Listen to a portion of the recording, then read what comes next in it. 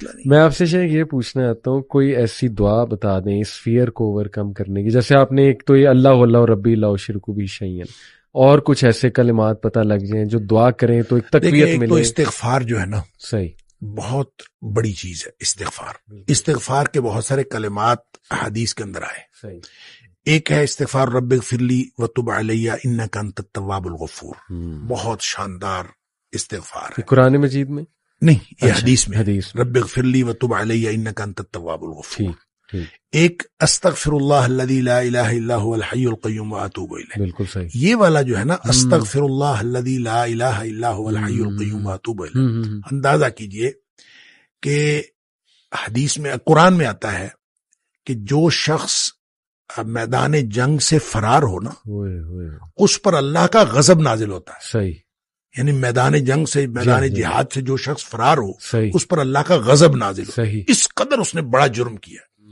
نبی کریم صلی اللہ علیہ وسلم فرماتے ہیں کہ جو شخص سوچ سمجھ کر 3 دفعہ یہ پڑھ لے استغفر اللہ الذی لا الہ الا هو الحی القیوم واتوب الیہ، 3 دفعہ سوچ سمجھ کے پڑھ لے، نبی پاک صلی اللہ علیہ وسلم نے فرمایا اللہ تعالیٰ اس کے سارے گناہ معاف کر دیتا ہے، چاہے وہ میدان جہاد سے فرار ہوا ہو. اللہ. اب اندازہ کریں پیچھے بات کیا رہ گئی. اللہ. یعنی اتنا بڑا اگر گناہ اس سے سرزد ہوا ہے اور وہ اللہ سے معافی مانگتا ہے استغفر اللہ الذی لا الہ الا هو الحی القیوم، 3 دفعہ یہ کہتا ہے تو اللہ تعالیٰ اس کے سارے گناہ معاف کر دیتا ہے. پھر حدیث میں آتا ہے کہ سبحان اللہ و بحمدہ، جو شخص یہ 100 دفعہ پڑھتا ہے سبحان اللہ و بحمدہ، بس اتنا، اور اللہ تعالیٰ اس کے گناہ معاف کر دیتا ہے چاہے سمندر کی جھاگ کے برابر ہو.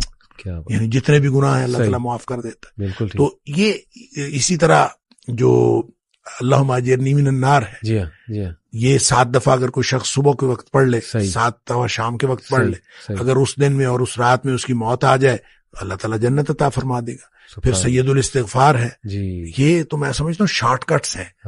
تو سید الاستغفار 1 دفعہ پڑھ لے، اللہم انت ربی لا الہ الا انت خلقتنی وانا عبدک وانا، تو یہ 7 دفعہ، یہ 1 دفعہ پڑھ لے. دن کے کسی ایک حصے میں پڑھ لے، اس دن فوت ہو گیا تو انشاءاللہ جنت میں چلا جائے گا. رات کے کسی ایک حصے میں 1 دفعہ پڑھ لے تو اس رات فوت ہو گیا تو جنت میں چلا جائے گا. تو گویا صبح شام کے یہ اذکار میں یہ تو شارٹ کٹس ہیں کہ اگر انسان یہ پڑھ لے تو انشاءاللہ وہ جنت میں جائے گا. باقی جو انسان کو یہ خیالات آتے ہیں نا، سائیکولوجیکلی انسان کو ریگریٹ ختم نہیں ہوتا یا گلٹ ختم نہیں ہوتا، یا آپ کہہ لیجئے کہ اس کے وسوسے ختم نہیں ہوتے، تو اس کے لیے ایک علاج نبی کریم صلی اللہ علیہ وسلم نے بتایا، وہ ہے لا حول ولا قوت الا باللہ. بس اتنا. صحیح.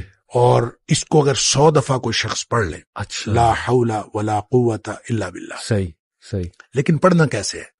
پڑھنا اس طرح نہیں ہے کہ آپ بس پڑھتے جائیں. یہ ہے کیا لا حول ولا قوت الا باللہ؟ اصل میں کیا ہے؟ حول کا معنی بھی قوت ہے اور قوت کا معنی بھی قوت ہے. لا حول ولا قوت، یوں کہہ لیجئے نہ کوئی اجتماعی طاقت نہ کوئی انفرادی طاقت الا باللہ، سوائے اللہ کے. یا نہ گناہ چھوڑنے کی طاقت نہ نیکی کرنے کی طاقت الا باللہ. یعنی یا تو ایک کو پازیٹیو بنا لے، ایک کو نیگیٹو بنا لے، یا ایک کو اجتماعی یا ایک کو انفرادی. اب اللہ کے سامنے اس کو اپنا مسئلہ سمجھ کے نا، اپنا جو بھی مسئلہ ہے وہ سوچے اور سوچ کے اپنے اللہ کے سپرد کر دے. یا اللہ میری تو کوئی طاقت نہیں، نہ انفرادی نہ اجتماعی، الا باللہ. ہاں تو عطا فرمائے طاقت تو ہو سکتی ہے. یوں میں اس کو کہتا ہوں یہ بے بسی کا کلمہ ہے. بے بس آدمی اپنے اللہ کے سامنے بے بسی کا اظہار کرے اس کلمے کے ذریعے. صحیح. تو پھر یہ نبی پاک صلی اللہ علیہ وسلم نے فرمایا، جس شخص نے کہا تھا نا مجھے وسوسے آتے ہیں، آپ نے فرمایا لا حول ولا قوت الا باللہ پڑھا کر، تیرے وسوسے بھی ختم ہو جائیں گے اور اس کے علاوہ اللہ تعالیٰ تیرے 100 مسئلے حل کر دے گا. آپ اندازہ کریں ایک شخص کے 100 مسئلے ہوتے نہیں ہیں. 2 نہیں تو 4، 4 نہیں تو 6، 6 نہیں تو 8. اس سے زیادہ مسئلے تو کسی کے ہوتے ہی نہیں. تو لا حول ولا قوت الا باللہ پڑھنے سے وسوسے بھی دور ہو جاتے ہیں. اور اس کے علاوہ، اور وسوسے جب حدیث میں اس کا لفظ وسوسے آتا ہے تو میں اس کا سمجھتا ہوں کہ اس سے مراد سائیکولوجیکل پرابلمز ہیں.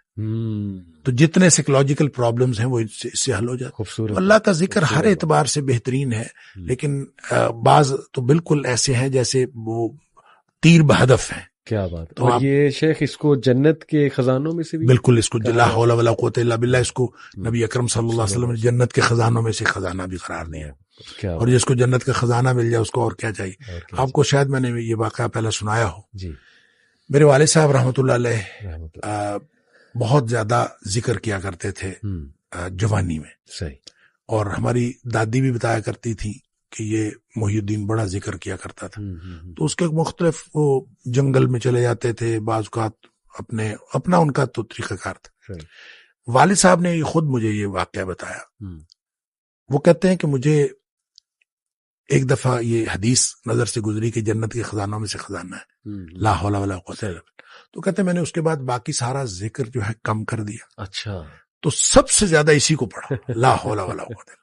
کہتے ہیں میں نے یہ سوچا کہ جس کو جنت کا خزانہ مل جائے اس کو اور کیا چاہیے. تو کہتے ہیں میں نے صبح و شام کثرت کے ساتھ لا حول ولا قوت الا باللہ، بس یہی پڑھا.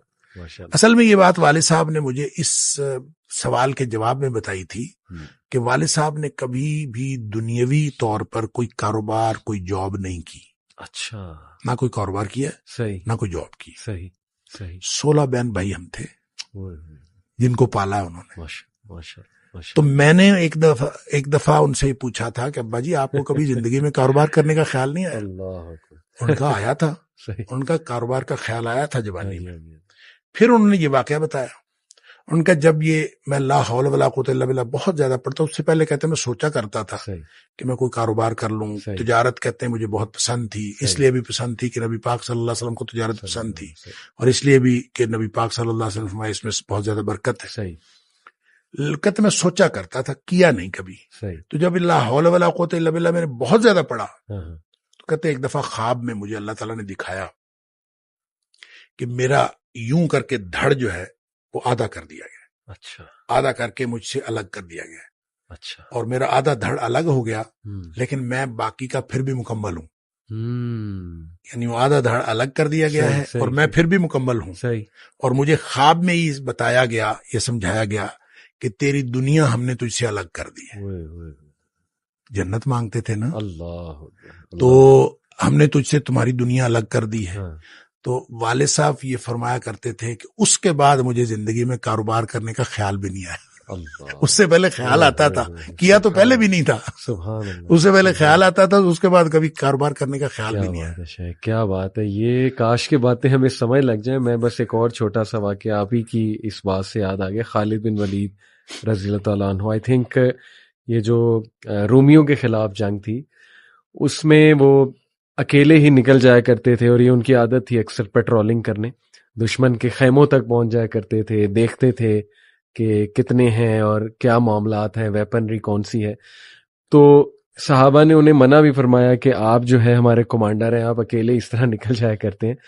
تو انہوں نے اس موقع پہ ایک بات کی کہ کیا تم نے حدیث نہیں سنی؟ اللہ کے نبی صلی اللہ علیہ وسلم نے فرمایا کہ وہ انسان جو اللہ کا ذکر کرتا ہے اور جو نہیں کرتا اس کی مثال زندہ اور مردے کی. انہوں نے کہا یہ سارے مردہ ہیں، میں زندہ ہوں، میں تو اس لیے وہاں پہنچ گیا. تو شیخ یہ اگر ہمارا بلیف بلڈ ہو جائے ذکر پہ، ایمان کی بات، اور یہ ایمان ہمارا بلڈ ہو جائے تو میرا خیال سارے مسئلے حل ہیں.